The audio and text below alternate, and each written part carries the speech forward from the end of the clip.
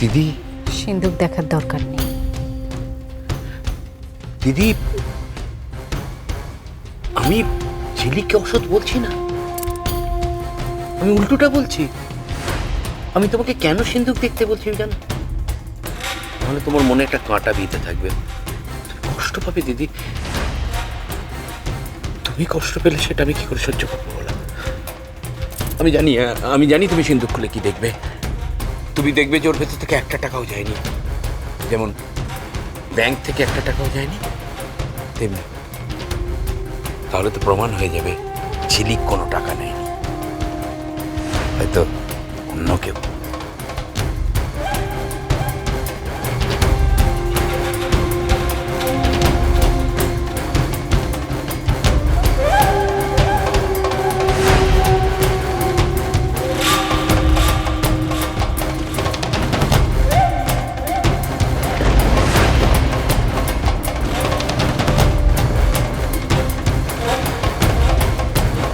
চলো।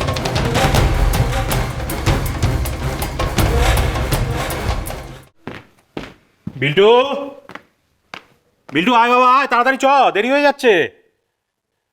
চ।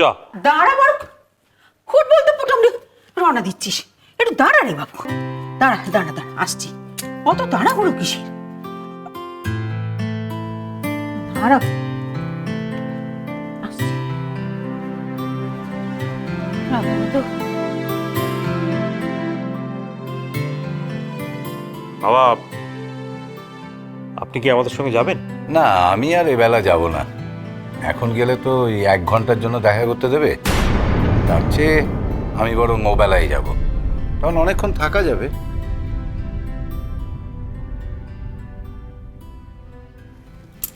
বড় খোকা, এই নে মেজে বৌমার মাথায় ফুলটা একটু ছুঁয়ে দিস। দাও। আমাকে দাও, আমি নিয়ে যাচ্ছি। না দাদু ভাই, তুমি কোথায় রাখবে ফেলবে, তার দরকার নেই। না মা, এই ফুলটা বিল্টু কোথাও ফেলবে না, তুমি ওড়াতেই দাও। না দাদু ভাই, মায়ের মাথায় ছুঁয়ে দিও। না, চলো। তুমি কোথায় যাচ্ছ? কোথায় মানে? তুমি যেখানে যাচ্ছ, নার্সিং হোম।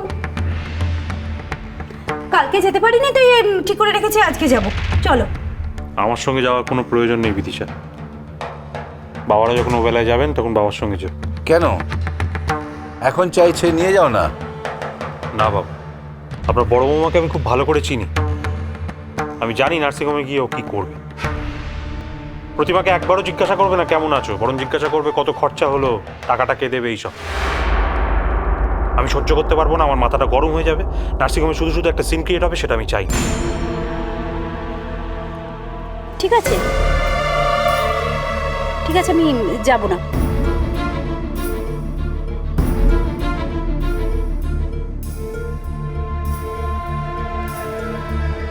আমি যাব, আমাকে নিয়ে যাবে জেঠু? না, তোরও যাওয়ার কোনো দরকার নেই তো এখন। আমরা তো কোথাও বেড়াতে যাচ্ছি না বা পিকনিক করতেও যাচ্ছি না, আমরা যাচ্ছি নার্সিংহোম। তো যেটি যখন যাবে তার সঙ্গে যাস।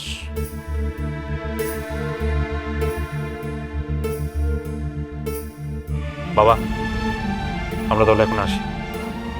আয় বিল্টু, আয় আয় বাবা। আমি আসি।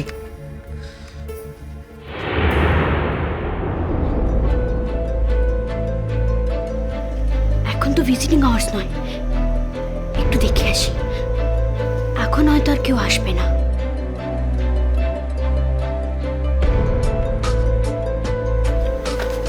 Good afternoon ma'am. Good afternoon.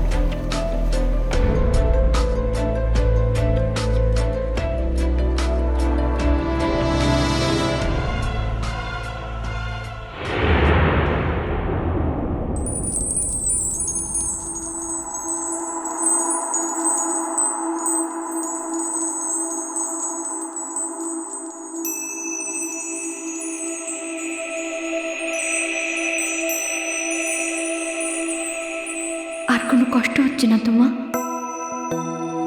ঘুমো, তুমি ঘুমো। তুমি যত ঘুমোবে তত তাড়াতাড়ি তুমি ভালো হয়ে উঠবে, আর তত তাড়াতাড়ি আমি তোমার হাসি মুখটা দেখতে পাবো। কতদিন তোমার এই হাসি মুখটা দেখিনি আমি, কতদিন।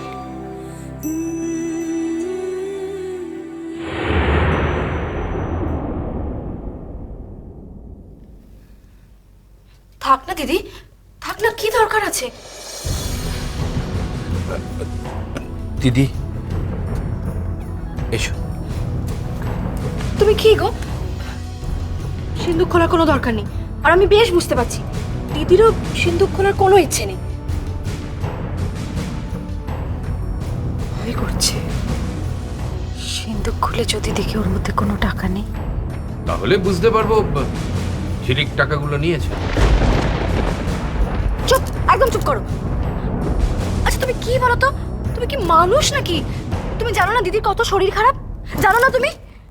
দিদি যদি এখন সিন্দুক খুলে দেখে যে টাকাটা নেই, তাহলে তো দিদির ঝিলিকের উপর বিশ্বাস একেবারে ভেঙে যাবে, তাই না? আর তখন কি হবে একবার ভাবতে পারছো তুমি? পারছি, কিন্তু একটা কথা তো মানবে রানী, দিদি যদি সিন্দুকটা না খোলে তাহলে দিদির মনে একটা দ্বন্দ্ব থেকে যাবে, সেটা কি ভালো হবে? আমি তো জানি ঝিলিক এই সিন্দুক থেকে একটা টাকাও নেয়নি, ঝিলিক দিয়ে ঘরে ঢুকেই না।